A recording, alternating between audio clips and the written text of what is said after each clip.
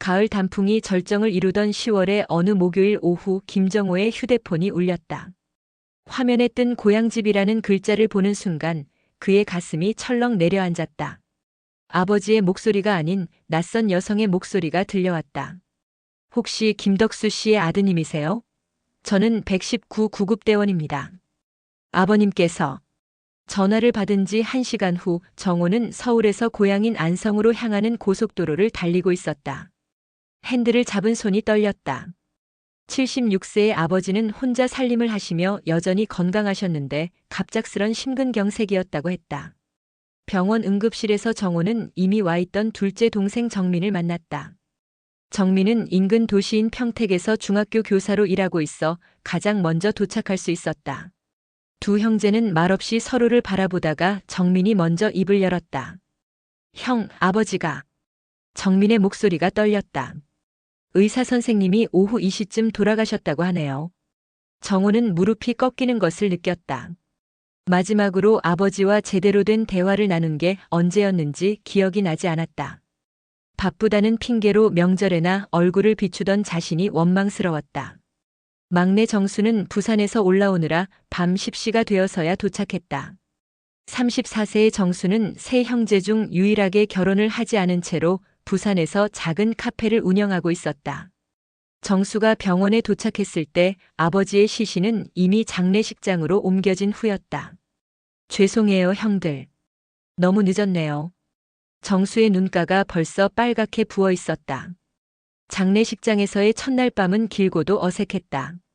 세 형제는 각자 다른 도시에서 다른 삶을 살아온 탓에 함께 있어도 할 말이 많지 않았다.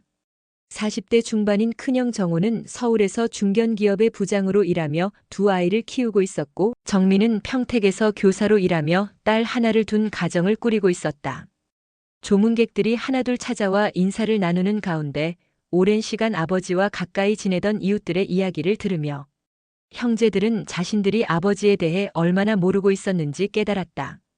덕수 씨가 요즘 들어 자주 하시던 말씀이 있어요.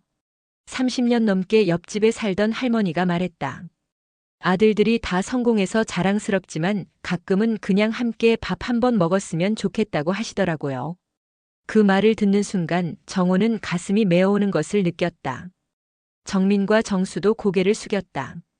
장례 둘째 날 저녁 조문객들이 모두 돌아간 후 세 형제는 처음으로 진솔한 대화를 나누기 시작했다. 형, 우리 아버지 혼자 두고 각자 살기만 했네요. 정민이 먼저 말을 꺼냈다. 나도 미안해. 바쁘다는 핑계로. 정호도 고개를 저었다. 저도 부산이 멀다고 핑계만 댔는데. 정수가 말끝을 흐렸다. 그때 정민이 조심스럽게 말했다. 그런데 형들, 우리 이제 아버지 집이며 땅 문제는 어떻게 해야 하나요? 어머니는 치매로 요양원에 계시고. 갑자기 분위기가 무거워졌다. 피할 수 없는 현실 문제였다. 고향집과 논밭, 그리고 아버지가 평생 모은 재산에 대한 이야기를 해야 하는 순간이 온 것이다. 일단 장례부터 치르고 나서 차근차근 상의해보자. 정호가 말했지만 세 형제 모두 마음 한편이 무거워지는 것을 느꼈다. 그날 밤 각자 다른 침대에 누운 형제들은 잠을 이루지 못했다. 아버지에 대한 그리움과 함께 앞으로 벌어질 일들에 대한 걱정이 마음을 무겁게 짓눌렀다.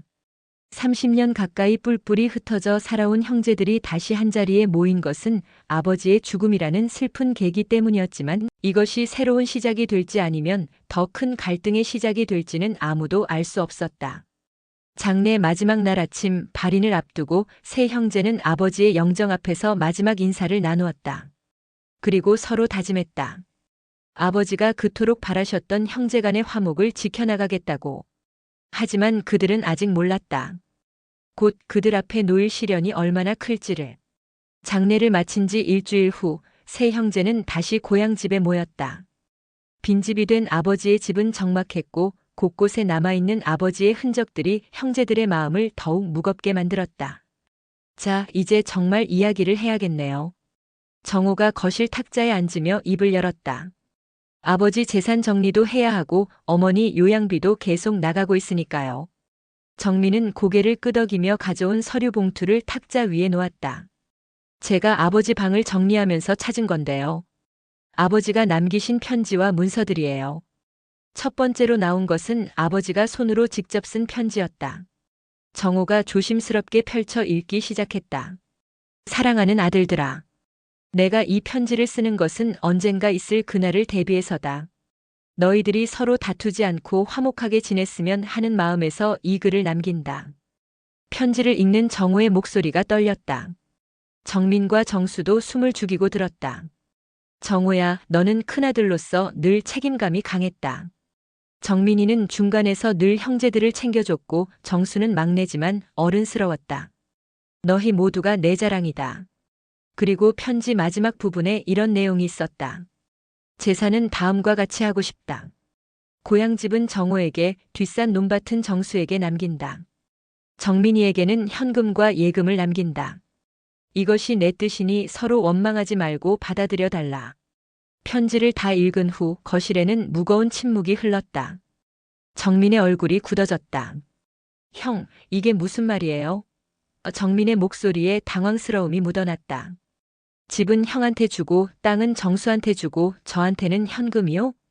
정수가 급히 말했다. 형, 저는 그런 거 안 받을게요. 저는 부산에서 살 거니까 땅이 뭐가 필요해요. 하지만 정민은 계속 서류를 들여다보며 말했다. 그런데 이게 법적으로 효력이 있는 유언장인가요? 공증도 안 받았고 증인도 없고. 정호도 서류를 다시 살펴보며 말했다. 글쎄, 아버지가 직접 쓴 건 맞는데. 법적으로 어떨지는 변호사한테 물어봐야겠네. 그때 정민이 갑자기 자리에서 일어났다. 형, 이상해요. 아버지가 왜 이렇게 하셨을까요? 저만 빼고 부동산을 다 나눠주시고. 정민아, 아버지가 현금도 적지 않게 남겨주셨잖아. 정호가 달래려 했지만 정민의 표정은 여전히 굳어 있었다. 형도 알잖아요. 집값이랑 땅값이 현금보다 훨씬 많다는 거. 그리고 고향집은 우리 추억이 담긴 곳인데. 정수가 중재하려고 했다. 형들, 일단 진정하고 차근차근 생각해봐요. 아버지 뜻이 있으실 거예요. 하지만 정민은 고개를 저었다. 정수야, 너는 몰라. 내가 그동안 부모님 뒷바라지를 얼마나 했는지. 평택이 가깝다고 해서 병원 갈 때마다 나만 불렀어. 큰형은 서울에서 바쁘다고, 너는 부산에서 멀다고 해서. 정민의 말에 정호도 언성이 높아졌다. 야, 그럼 내가 돈은 안 보냈어? 매달 용돈도 보내고 병원비도 내가 다 댔잖아. 돈으로만 다 되는 줄 알아요? 제가 매주 왔다 갔다 하면서 얼마나 힘들었는지 알아요? 형제들의 목소리가 점점 높아졌다. 그동안 쌓였던 서로에 대한 불만들이 터져나오기 시작했다. 정수가 두 형 사이에 끼어들며 말했다. 형들, 이러지 말아요. 아버지가 돌아가신 지 얼마 안 됐는데. 그제야 세 형제 모두 정신을 차렸다. 정민은 소파에 주저앉으며 고개를 숙였다. 미안해요, 형. 제가 너무 감정적이었나 봐요. 그냥 허탈해서요. 정호도 한숨을 내쉬며 말했다. 나도 미안하다. 우리가 이러면 안 되는데.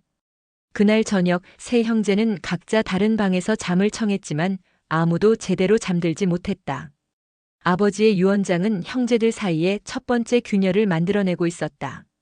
다음 날 아침 정민은 일찍 일어나 혼자 아버지 방을 정리하고 있었다. 그런 정민을 본 정수가 다가와 말했다. 형, 어제 일은 신경 쓰지 마세요. 우리가 다 힘들어서 그런 거니까. 정민은 아버지의 옷을 정리하면서 중얼거렸다. 정수야, 나는 정말 이해가 안 가. 아버지가 왜 이렇게 하셨을까? 아마 아버지 나름대로 생각이 있으셨을 거예요. 내가 그동안 뭘 잘못했나 싶어서 밤새 생각해봤어. 혹시 아버지가 날 믿지 못하셨나? 정수는 정민의 어깨에 손을 올리며 말했다. 그런 게 아닐 거예요. 아버지는 형을 누구보다 아끼셨어요. 하지만 정민의 마음속 깊은 곳에는 의문과 서운함이 자리 잡고 있었다. 그리고 이 감정은 앞으로 더 큰 갈등의 씨앗이 될 것이었다. 아버지 49제를 치른 후 세 형제는 어머니가 계신 요양원을 찾았다. 4년 전부터 치매를 앓고 계신 김옥분 어머니는 70세의 나이에도 불구하고 아직 건강한 편이었지만 기억력은 갈수록 나빠지고 있었다. 어머니, 저희 왔어요. 정호가 다정하게 어머니의 손을 잡으며 말했다. 어머니는 잠시 아들들의 얼굴을 살펴보더니 정민을 먼저 알아보았다. 어머, 정민이구나. 왔네. 그런데 아버지는 어딨어? 왜 안 왔어? 형제들은 서로 눈을 마주쳤다. 어머니에게는 아버지의 죽음을 아직 제대로 알리지 못했다. 의사의 조언에 따라 충격을 최소화하려고 했던 것이다. 어머니, 아버지는 병원에 계세요. 정민이 조심스럽게 말했다. 병원? 어디가 아프다는 거야? 내가 가서 간병해야지. 어머니가 일어나려고 하자 정수가 말렸다. 할머니, 괜찮아요. 아버지는 의사 선생님이 잘 돌봐주고 계세요. 그날 오후 형제들은 어머니와 함께 요양원 정원을 산책했다. 어머니는 평소보다 말이 많았고 갑자기 옛날 이야기를 꺼내기 시작했다. 정민아, 너 기억나니? 내가 고등학교 다닐 때 학비가 부족해서 내가 얼마나 속상했는지. 그때 내가 아르바이트까지 해가면서. 정민의 눈가가 촉촉해졌다. 어머니, 기억하세요? 물론이지. 그때 정민이가 얼마나 속 깊었는지. 큰아들은 공부만 했고 막내는 어렸고 정민이만 내 마음을 알아줬어. 어머니의 말을 들으며 정호는 마음이 복잡해졌다. 자신은 정말 공부만 했을까? 어머니는 계속 말을 이어갔다. 그리고 내가 아플 때도 정민이가 제일 많이 챙겨줬지. 병원에도 데려가고 약도 챙겨주고. 어머니. 정민의 목소리가 떨렸다. 그때 어머니가 갑자기 정민의 손을 꽉 잡으며 말했다. 정민아, 집은 내가 가져야 해. 내가 제일 고생했으니까. 정우와 정수가 놀란 눈으로 어머니를 바라봤다. 어머니, 무슨 말씀이세요? 정우가 물었다. 고향집 말이야. 정민이가 가져야 해. 그 애가 제일 많이 신경 써줬으니까. 정민은 당황해서 어머니의 손을 조용히 놓으며 말했다. 어머니, 그런 말씀하지 마세요. 아버지가 정해놓으신 게 있어요. 아버지가 뭘 정해놨다는 거야? 나도 모르게? 어머니의 목소리에 화가 섞였다. 정수가 급히 화제를 돌리려 했다. 할머니, 오늘 날씨가 참 좋네요. 산책 더 하실까요? 하지만 어머니는 계속 정민의 손을 잡으며 말했다. 정민아, 너는 항상 내 편이었잖아. 큰아들은 돈만 보내고 막내는 멀리 있고 너만 진짜 아들 같았어. 그 순간 정호의 얼굴이 굳어졌다. 어머니의 말이 마치 자신과 정수는 진짜 아들이 아니라는 뜻처럼 들렸다. 어머니, 저희도 나름대로 최선을 다했는데. 정호가 조심스럽게 말했지만 어머니는 듣지 않았다. 정민이만 내 마음을 알아줬어. 그러니까 집은 정민이 가져야 해. 요양원에서 돌아오는 길 차 안은 무거운 침묵으로 가득했다. 정민은 운전대를 잡고 있었지만 뒷좌석에 정호와 정수의 시선을 느낄 수 있었다. 형, 어머니 말씀은 신경 쓰지 마세요. 정수가 먼저 입을 열었다. 치매 때문에 하신 말씀이니까. 하지만 정호는 쉽게 넘어갈 수 없었다. 그래도 어머니가 평소에 생각하고 계셨던 게 나온 거 아닌가? 정민이 급히 말했다. 형, 그런 게 아니에요. 어머니가 요즘 기억이 많이 안 좋으셔서. 하지만 옛날 일은 생생하게 기억하시네. 정호의 목소리에 서운함이 묻어났다. 그날 밤 고향집에서 세 형제는 각자 다른 생각에 잠겼다. 어머니의 말은 그들 사이에 새로운 균열을 만들어내고 있었다. 정민은 부엌에서 혼자 커피를 마시며 생각했다. 어머니 말이 맞긴 해. 내가 제일 많이 신경 썼으니까. 그런데 왜 아버지는 다르게 생각하셨을까? 정호는 거실에서 TV를 보며 속으로 중얼거렸다. 돈으로만 다 되는 줄 안다고. 내가 벌어다 준 돈으로 정민이가 편하게 병원 다닐 수 있었던 거 아닌가? 정수는 자신의 방에서 천장을 바라보며 한숨을 쉬었다. 형들이 이렇게 서로 마음의 상처를 주고 받아야 하나? 아버지가 보시면 얼마나 속상하실까? 다음 날 아침 정민이 먼저 일어나 아침 식사를 준비했다. 그런 정민을 본 정호가 말했다. 정민아, 어제 어머니 말씀. 너도 그렇게 생각해? 정민은 잠시 손을 멈추고 형을 바라봤다. 형, 솔직히 말하면 저도 억울한 마음이 있어요. 그동안 제가 정말 많이 희생했거든요. 그럼 아버지 유언장은 잘못됐다는 거야? 글쎄요. 잘 모르겠어요. 어머니 말씀을 들어보니까 더 헷갈리네요. 그때 정수가 부엌으로 들어왔다. 형들, 아침 먹으면서 이야기해요. 배고프면 화만 더 나잖아요. 하지만 아침 식사 내내 형제들의 마음은 무거웠다. 어머니의 말 한마디가 그들 사이의 미묘한 균형을 깨트리고 있었다. 그리고 이것은 더 큰 갈등의 전주곡에 불과했다. 아버지 장례를 치른 지 한 달이 지났지만 유산 문제는 여전히 해결되지 않고 있었다. 세 형제는 매주 주말마다 고향집에 모여 집안 정리를 하면서 이야기를 나누었지만 갈수록 서로의 입장 차이만 확인할 뿐이었다. 이번 주말도 어김없이 세 형제가 모였다. 정우는 변호사와 상담한 결과를 가져왔다. 변호사 말로는 아버지가 직접 쓰신 유언장이니까 법적 효력은 있다고 해. 다만 우리가 모두 동의하면 다르게 할 수도 있고. 정우가 서류를 탁자에 놓으며 말했다. 정민이 그 서류를 들여다보며 말했다. 그럼 우리가 다시 정할 수 있다는 얘기네요? 그렇지. 하지만 정우 형이 동의해야 해. 정수가 말했다. 정우는 잠시 생각하더니 입을 열었다. 솔직히 말하면 아버지 뜻대로 하는 게 맞다고 생각해. 아버지가 그냥 정하신 게 아닐 텐데. 정민의 얼굴이 굳어졌다. 형, 그럼 형은 지금 상황이 공평하다고 생각해요? 공평하다는 게 무슨 의미인지에 따라 다르지. 정호가 냉정하게 답했다. 그때 정민이 갑자기 자리에서 일어나며 목소리를 높였다. 형, 정말 모르겠어요?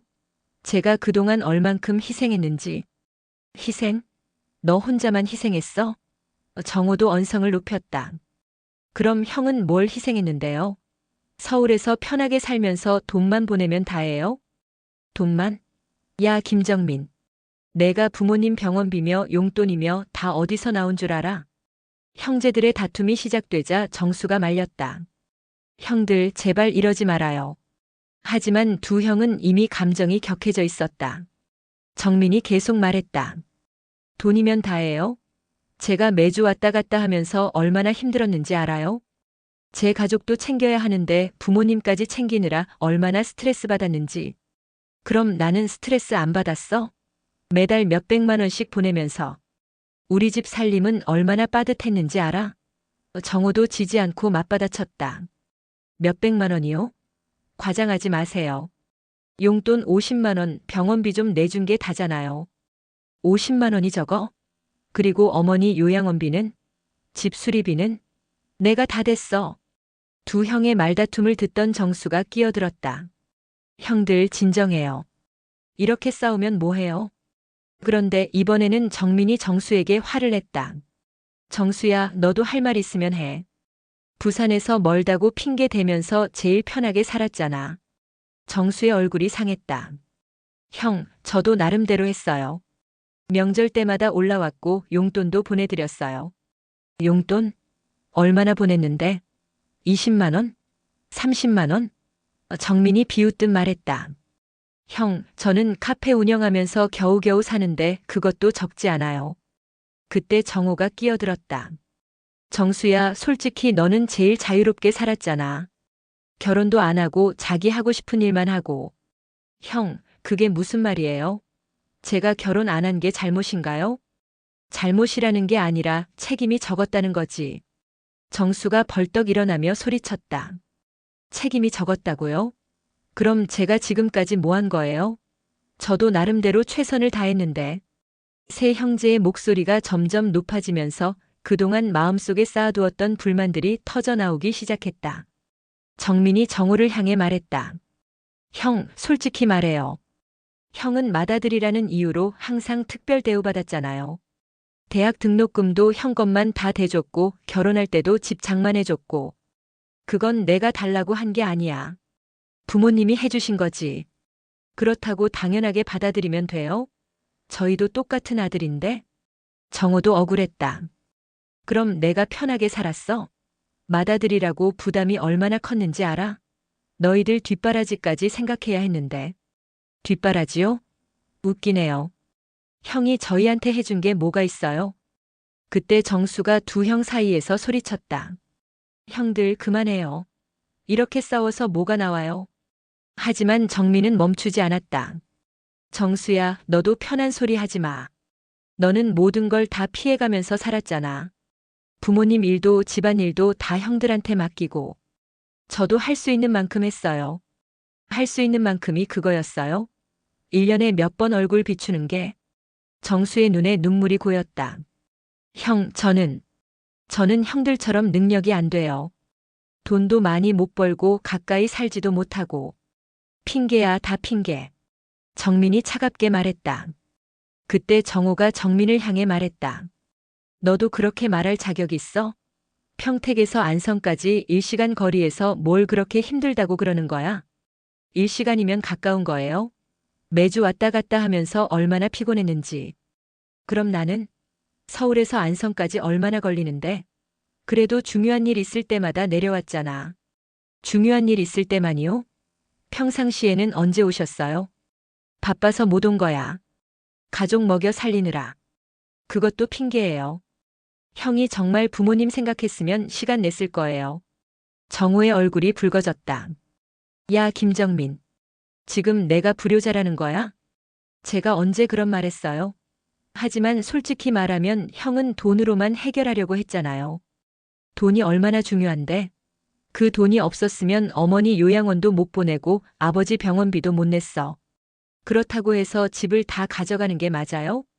아버지가 정해주신 거야. 아버지도 틀릴 수 있어요. 그 순간 거실에 정적이 흘렸다. 정민 자신도 자기가 한 말에 놀란 듯 했다. 정수가 떨리는 목소리로 말했다. 형, 지금 뭐라고 했어요? 정민도 당황하며 말했다. 아, 아니에요. 제가 흥분해서. 하지만 정호는 차갑게 말했다. 아니야. 내 속마음이 그거잖아. 아버지 유언이 틀렸다는 거지. 형, 그런 뜻이 아니에요. 그럼 무슨 뜻이야? 내가 아버지보다 더 공정하게 판단할 수 있다는 거야? 정민은 할 말을 잃었다. 정수도 두 형을 번갈아 보며 어쩔 줄 몰라 했다. 그날 저녁 세 형제는 각자 다른 방에서 잠을 청했지만 아무도 잠들 수 없었다. 그동안 쌓였던 감정들이 터져 나오면서 그들 사이의 상처는 더욱 깊어졌다. 다음 날 아침 정민은 가장 먼저 일어나 짐을 쌌다. 정수가 그런 정민을 보고 말했다. 형, 어디 가세요? 집에 가야지. 여기 있으면 또 싸우기만 할 것 같아. 형, 어제 일은. 정수야, 미안해. 너한테 화낸 거. 그건 내 잘못이야. 아니에요, 저도 이해해요. 그때 정호가 부엌에서 나왔다. 정민과 정호는 서로 눈을 마주쳤지만 아무 말도 하지 않았다. 정민이 현관문을 나서며 마지막으로 말했다. 일단 각자 생각할 시간을 가져요. 감정적으로 대화하면 안 될 것 같아. 정호는 대답하지 않았고 정수만 형, 조심히 가세요라고 말했다. 정민이 떠난 후 정호와 정수는 어색한 침묵 속에서 아침을 먹었다. 형제들 사이에 생긴 균열은 이제 단순한 오해가 아니었다. 그들 각자의 인생관과 가치관이 충돌하면서 생긴 깊은 상처였다. 정민이 고향집을 떠난 지 2주가 지났다. 그 사이 세 형제는 서로 연락을 하지 않았다. 정호는 서울에서 평상시처럼 회사 일에 매진했고 정수는 부산으로 내려가 카페 운영에 집중했다. 정민은 평택에서 학교 업무와 가정일로 바쁜 나날을 보냈다. 하지만 마음 한편으로는 모두 불편했다. 아버지가 돌아가신 후 처음으로 이렇게 오랫동안 연락을 안 한 것이었다. 어느 목요일 저녁 정민은 집으로 돌아와 아내에게 그동안의 일을 털어놓았다. 여보, 나 형들하고 요즘 사이가 안 좋아졌어. 왜? 무슨 일인데? 정민은 유산 문제와 그동안 있었던 일들을 자세히 설명했다.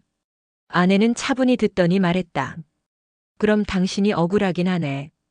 그동안 시부모님 뒷바라지를 제일 많이 했는데. 그렇지? 내가 너무 욕심 부리는 건 아니겠지? 전혀. 당연한 거야. 법적으로도 형제들이 똑같이 나눠 가져야 하는 거 아닌가? 아내의 지지를 받은 정민은 용기를 냈다. 그럼 내가 변호사한테 상담받아 볼까? 그래, 한번 알아봐. 정 안 되면 법적으로 해결하는 수밖에. 다음 날 정민은 평택의 한법무법인을 찾았다. 40대 중반의 여성 변호사가 정민의 상황을 자세히 들어보더니 말했다. 유언장이 있다고 하더라도 유족들이 모두 동의하지 않으면 유산분할 청구 소송을 할 수 있습니다. 특히 유언장의 내용이 상속인 간에 현저히 불공평하다면 더욱 그렇죠. 그럼 제가 이길 가능성이 있다는 말씀이세요? 일단 아버님께서 남기신 재산 목록을 정확히 파악해야겠지만 말씀해 주신 내용으로 봐서는 충분히 가능성이 있어 보입니다. 변호사는 계속 설명했다. 특히 김정민 씨께서 그동안 부모님을 실질적으로 모셨다는 점, 그리고 현금보다 부동산의 가치가 훨씬 크다는 점 등이 유리한 요소가 될 수 있습니다. 정민은 희망을 느꼈다. 그럼 어떻게 진행하면 되나요? 일단 형제분들과 한 번 더 대화를 시도해 보시고 그래도 합의가 안 되면 가정법원에 유산분할 청구 소송을 제기하는 겁니다. 상담을 마치고 나온 정민은 마음이 복잡했다. 한편으로는 자신의 권리를 찾을 수 있다는 생각에 후련했지만 다른 한편으로는 형제들과 법정에서 다투게 될 수도 있다는 생각에 마음이 무거웠다. 그날 저녁 정민은 정수에게 전화를 걸었다. 정수야, 나야. 형. 어떻게 지내세요? 그냥 그래. 너는? 저도 별일 없어요. 그런데 큰형하고는 연락 안 하세요? 응. 아직 연락 안 했어. 정민이 잠시 망설이다가 말했다. 정수야, 내가 변호사한테 상담받아 봤어.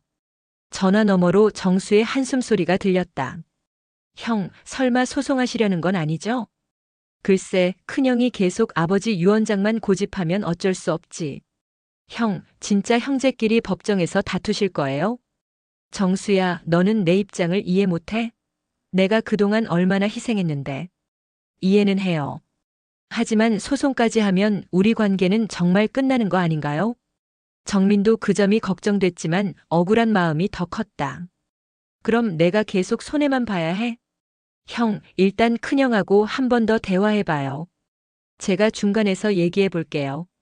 알았어. 하지만 큰형이 마음을 안 바꾸면 어쩔 수 없어. 정수는 정민과의 통화를 마친 후 바로 정호에게 전화를 걸었다.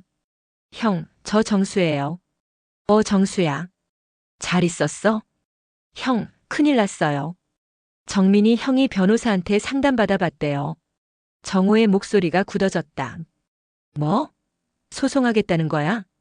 아직은 아니지만 형이 계속 안 된다고 하면 그럴 수도 있대요. 이런. 정말 그럴 셈인가? 형, 정민이 형도 나름대로 억울한 게 있나 봐요. 한 번 더 만나서 이야기해 봐요. 정호는 잠시 생각하더니 말했다. 알았어. 주말에 다시 모이자고 해. 토요일 오후 세 형제는 다시 고향집에서 만났다. 2주 만에 만난 그들 사이에는 어색함과 긴장감이 흘렀다. 형들, 일단 앉아서 차분히 이야기해봐요. 정수가 먼저 말했다. 정민이 정호를 바라보며 말했다. 형, 저 변호사한테 상담받아봤어요. 그래서? 형이 계속 아버지 유언장만 고집하시면 저도 어쩔 수 없이 법적으로 해결할 수밖에 없을 것 같아요. 정호의 얼굴이 차갑게 굳어졌다. 너 정말 형을 상대로 소송하겠다는 거야? 저도 원하는 건 아니에요. 하지만 너무 억울해요. 억울하다고 해서 아버지 유언을 무시해도 된다는 거야? 형, 그 유언이 정말 공정하다고 생각해요? 공정하고 말고가 문제가 아니야. 아버지 뜻이야. 정수가 끼어들었다. 형들, 한 번 더 생각해봐요. 정말 소송까지 해야 하나요? 정민이 말했다. 정수야, 나도 원하는 건 아니야. 하지만 형이 조금도 양보할 생각이 없잖아. 정호가 단호하게 말했다. 양보? 아버지 유언을 바꾸는 게 양보야? 나는 절대 못해. 그럼 어쩔 수 없네요. 정민이 일어서며 말했다. 다음 주에 소송 준비 들어갈게요. 해봐라. 정호도 차갑게 말했다. 나도 변호사 선임할 테니까. 정수가 두 형 사이에서 애원했다. 형들, 제발 이러지 말아요. 아버지가 보시면 얼마나 속상하시겠어요. 하지만 두 형은 이미 돌이킬 수 없는 지점까지 와 있었다. 서로를 바라보는 눈빛에는 형제보다는 적대감이 느껴졌다. 그날 저녁 정민은 평택으로 돌아가면서 변호사에게 전화를 걸었다. 선생님, 소송 준비해 주세요. 정호도 서울로 올라가는 길에 지인에게 변호사를 추천받았다. 정수는 혼자 남은 고향집에서 아버지의 영정 앞에 앉아 눈물을 흘렸다. 아버지, 어떻게 해야 해요? 형들이 정말 법정에서 싸우게 생겼어요. 형제들 사이의 갈등은 이제 개인적인 감정 싸움을 넘어서 법적 분쟁으로 치달으려 하고 있었다. 그리고 이 과정에서 그들이 잃게 될 것은 단순히 재산이 아니라 평생 함께해야 할 형제라는 소중한 인연이었다. 유산분할 청구 소송이 접수된 지 한 달이 지났다. 정민은 평택의 변호사 사무실을 오가며 소송 준비에 한창이었고 정호는 서울에서 대응 방안을 마련하고 있었다. 정수는 부산과 안성을 오가며 두 형 사이에서 중재를 시도했지만 상황은 나아지지 않았다. 어느 토요일 오후 정수는 혼자 고향집 정리를 하고 있었다. 법정 싸움이 길어질 것 같아 집안의 중요한 물건들을 미리 정리해 두려는 생각이었다. 아버지 방의 오래된 장롱을 정리하던 중 정수는 뒤쪽 구석에서 낡은 노트 한 권을 발견했다. 먼지가 쌓인 것으로 보아 오랫동안 그곳에 있었던 것 같았다. 노트를 펼쳐보니 아버지의 손글씨로 빼곡히 적혀 있었다. 일기인 듯 했다. 정수는 잠시 망설였다. 아버지의 사적인 기록을 봐도 되는 걸까? 하지만 혹시 형들의 갈등을 해결할 수 있는 단서가 있을지도 모른다는 생각에 조심스럽게 읽기 시작했다. 첫 페이지의 날짜는 3년 전이었다. 2022년 3월 15일. 정민이가 또 병원에 데려다 줬다. 요즘 자주 어지러워서 걱정이 많은데 정민이가 있어서 든든하다. 정우는 서울에서 바쁘고 정수는 부산에서 멀고 정민이만 가까이 있어서 늘 챙겨준다. 정수는 계속 읽어나갔다. 2022년 5월 2일. 정호가 용돈을 보내줬다. 100만 원이나. 이놈이 돈 벌기도 힘들 텐데 매달 보내준다. 고맙다.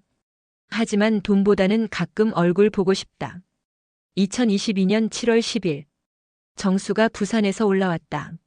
며칠 머물면서 집 수리도 해주고 요리도 해줬다. 이놈은 손재주가 있어서 뭐든 잘한다. 카페 일이 힘들다고 하는데 괜찮을까 걱정이다. 아버지는 세 아들을 모두 생각하고 계셨다. 정수는 가슴이 뭉클해졌다. 더 읽어나가던 중 정수는 특별한 내용을 발견했다. 2023년 8월 20일. 요즘 유언장 때문에 고민이 많다. 아이들이 나중에 싸우지 않을까 걱정된다. 정호는 맏아들이니까 집을 주는 게 맞는 것 같고 정수는 땅을 줘서 나중에 뭔가 할 수 있게 해주고 싶다. 정민이는 현금을 줘야겠다. 그런데 이게 과연 공평한 걸까? 정수는 숨을 멈추고 계속 읽었다. 2023년 9월 5일. 정민이와 오랫동안 이야기했다. 이놈이 그동안 얼마나 고생했는지 안다. 하지만 집은 맏아들이 가져야 한다는 생각이 있다. 옛날 사람이라서 그런가? 정민이가 섭섭해할까봐 걱정이다. 2023년 10월 12일. 정호가 내려왔다. 이놈은 책임감이 강하다. 가족들 뒷바라지도 생각하고 부모 걱정도 많이 한다. 다만 감정 표현을 잘 못한다. 어릴 때부터 그랬다. 2023년 11월 3일. 정수가 전화했다. 카페 경영이 어렵다고 한다.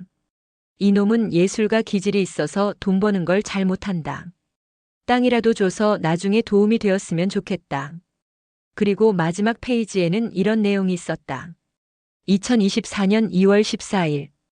오늘 유언장을 다시 썼다. 아이들이 서로 사랑하며 살았으면 좋겠다. 재산 때문에 싸우지 말고 서로 이해하고 화해했으면 좋겠다. 내가 정한 것이 완벽하지 않을 수도 있다. 하지만 세 놈 모두 내 사랑하는 아들들이다. 정호야, 너는 맏아들로서 늘 책임을 져왔다. 고맙다. 하지만 가끔은 동생들의 마음도 헤아려라. 정민아, 너는 부모 뒷바라지를 제일 많이 해줬다. 고맙다. 하지만 형과 동생도 나름대로 노력했다는 걸 이해해라. 정수야, 너는 자유로운 영혼이지만 가족에 대한 사랑은 누구보다 깊다. 고맙다. 하지만 때로는 책임도 져야 한다. 무엇보다 서로 화해하고 사랑하며 살아라. 그것이 아버지의 간절한 바람이다. 정수는 노트를 읽으며 눈물을 흘렸다. 아버지는 세 아들 모두를 똑같이 사랑하셨고 유언장을 정하면서도 많은 고민을 하셨던 것이다. 정수는 급히 두 형에게 전화를 걸었다. 형, 저 정수예요. 지금 당장 고향집으로 와주세요. 중요한 걸 찾았어요. 뭘 찾았는데? 전화로는 설명 못해요. 꼭 와야 해요. 정민에게도 같은 전화를 걸었다. 두 형 모두 정수의 다급한 목소리에 뭔가 심상치 않다는 걸 느꼈다. 그날 저녁 8시 세 형제가 다시 고향집에서 만났다. 한 달 넘게 법정 준비를 하느라 서로 얼굴을 제대로 보지 못했던 그들은 서로를 보는 순간 복잡한 감정이 들었다. 그래서 뭘 찾았다는 거야? 정호가 먼저 물었다. 정수는 아버지의 노트를 탁자 위에 놓으며 말했다. 아버지 일기장이에요. 아버지가 유언장 쓰시면서 하신 생각들이 다 적혀 있어요. 정민과 정호는 서로 눈을 마주쳤다. 한 달간의 갈등으로 차가워진 그들의 관계에 뭔가 변화의 조짐이 보이기 시작했다. 정수가 아버지의 노트를 꺼내놓자 거실의 분위기가 순간 무거워졌다. 한 달 넘게 법정에서 만날 준비를 하던 정호와 정민은 서로 얼굴을 제대로 보지도 못하고 있었다. 형들, 일단 앉아서 들어보세요. 정수가 조심스럽게 말했다. 아버지가 유언장 쓰실 때 하신 생각들이 여기 다 적혀 있어요. 정호가 반신반의하며 물었다. 그게 우리하고 무슨 상관이야? 이미 법적 절차는 시작됐는데. 형, 일단 들어보세요. 정말 중요한 내용이에요. 정수는 노트를 펼치고 첫 번째 내용부터 천천히 읽기 시작했다. 아버지가 정민을 병원에 데려가줘서 고맙다고 쓴 부분을 읽을 때 정민의 눈가가 촉촉해졌다. 아버지가 고맙다고 생각하고 계셨구나. 정민이 중얼거렸다. 정수는 계속해서 정호가 매달 용돈을 보내준다고 적힌 부분을 읽었다. 정호도 고개를 숙였다. 형, 아버지가 형한테도 고마워하셨어요. 돈보다는 가끔 얼굴 보고 싶다고 쓰셨네요. 그리고 정수 자신에 대한 부분을 읽을 때는 목소리가 떨렸다. 아버지가 자신의 손재주를 자랑스러워하시고 카페 일을 걱정해 주셨다는 내용이었다. 하지만 정말 중요한 건 그 다음이었다. 정수가 유언장에 대한 아버지의 고민을 읽기 시작하자 두 형의 표정이 변했다. 아버지가 이렇게 고민하셨구나. 정호가 중얼거렸다. 정민도 놀란 표정이었다. 아버지가 제가 섭섭해할까봐 걱정하셨다고. 정수는 계속 읽어나갔다. 아버지가 세 아들을 모두 똑같이 사랑하고 이해하려고 노력했다는 내용들이 이어졌다. 그리고 마지막 페이지에 적힌 세 아들에게 각각 남긴 메시지를 읽을 때는 세 형제 모두 눈물을 참을 수 없었다. 정호야, 너는 맏아들로서 늘 책임을 져왔다. 고맙다. 하지만 가끔은 동생들의 마음도 헤아려라. 정호는 얼굴을 손으로 가렸다. 그동안 자신이 책임감이라는 이름으로 얼마나 독선적이었는지 깨달았다. 정민아, 너는 부모 뒷바라지를 제일 많이 해줬다. 고맙다. 하지만 형과 동생도 나름대로 노력했다는 걸 이해해라. 정민은 고개를 떨구고 흐느꼈다. 자신만 희생했다고 생각했던 것이 얼마나 이기적이었는지 느꼈다. 정수야, 너는 자유로운 영혼이지만 가족에 대한 사랑은 누구보다 깊다. 고맙다. 하지만 때로는 책임도 져야 한다. 정수도 울먹이며 말했다. 제가 너무 무책임했네요. 마지막 문장을 읽을 때는 세 형제 모두 목이 메었다. 무엇보다 서로 화해하고 사랑하며 살아라. 그것이 아버지의 간절한 바람이다. 긴 침묵이 흘렀다. 아버지의 마지막 당부가 형제들의 마음에 깊이 와 닿았다. 정민이 먼저 입을 열었다. 형들 미안해요. 제가 너무 이기적이었나 봐요. 정호도 고개를 들며 말했다. 나도 미안하다. 맏아들이라고 혼자 다 안다고 생각했나 봐.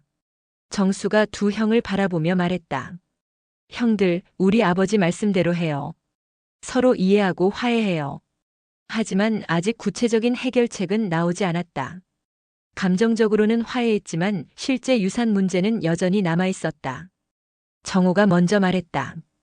그런데 어떻게 해야 할까? 아버지 유언장도 있고 정민이 마음도 이해되고. 정민이 한참 생각하더니 말했다. 형, 저는 집을 꼭 가져야겠다는 생각은 아니에요. 다만 너무 불공평하다고 느꼈던 거죠. 그럼 어떻게 하면 공평할까? 그때 정수가 제안했다.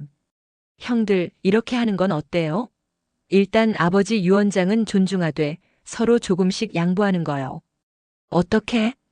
집은 큰형이 가져가시되 정민이 형한테는 집값의 일부를 보상해드리는 거요.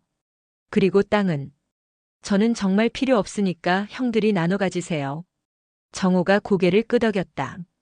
그것도 좋은 방법인 것 같은데. 정민아, 어떻게 생각해? 정민도 고개를 끄덕였다. 좋아요. 그게 제일 현실적인 것 같아요. 하지만 정수가 고개를 저었다. 형들, 그것보다 더 중요한 게 있어요. 뭔데? 우리가 다시 형제가 되는 거요. 재산보다 더 소중한 건 우리 관계잖아요.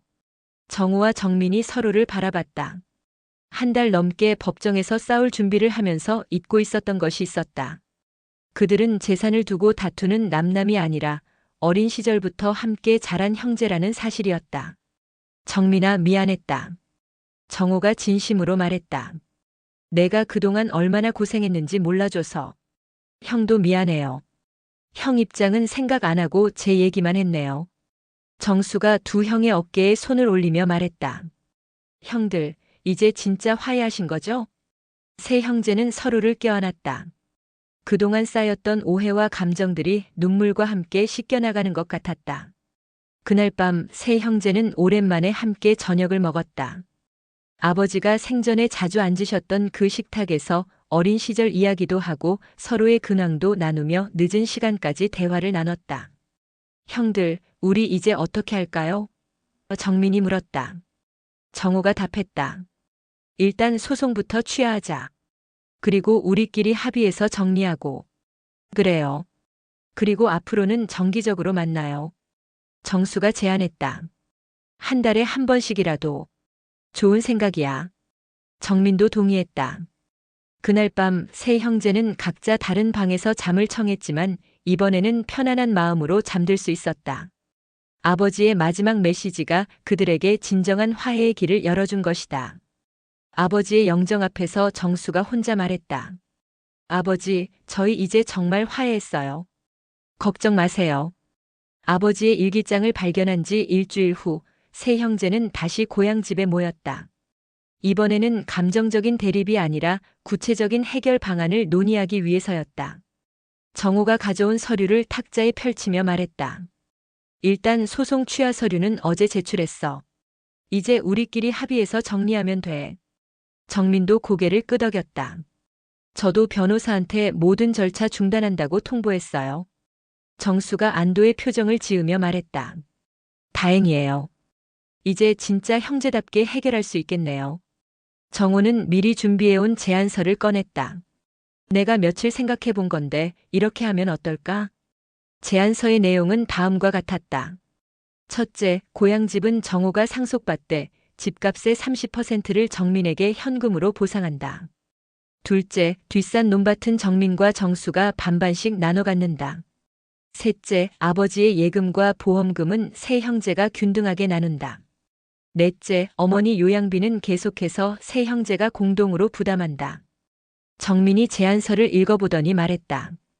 형, 이렇게 하면 형이 너무 손해보는 거 아닌가요? 괜찮아. 그동안 내가 너의 고생을 몰라줬으니까. 정수도 말했다. 형, 저는 정말 땅이 필요 없는데요. 부산에서 살 건데 뭐하러 땅을. 정수야, 나중에 뭔가 필요할 때가 있을 거야. 일단 가지고 있어. 하지만 정수는 고개를 저었다. 형들, 저는 다른 제안이 있어요. 정수가 꺼낸 제안은 형들을 놀라게 했다. 고향집을 3명 공동 명의로 해요. 그리고 가족들이 모일 때마다 이곳을 사용하는 거예요. 아버지 추억이 담긴 곳을 누구 혼자 가져가기보다는 다 같이 간직하는 게 낫지 않을까요? 정우와 정민이 서로를 바라봤다. 정수의 제안이 마음에 와 닿았다. 그런데 관리는 어떻게 해? 정우가 물었다. 그건 제가 할게요. 어차피 가끔 부산에서 올라오니까 그때마다 정리하면 돼요. 정민도 좋은 생각이라며 동의했다. 그래요. 고향집은 우리 모두의 집으로 남겨두고 대신 다른 재산을 나눠요. 결국 형제들이 합의한 내용은 다음과 같았다.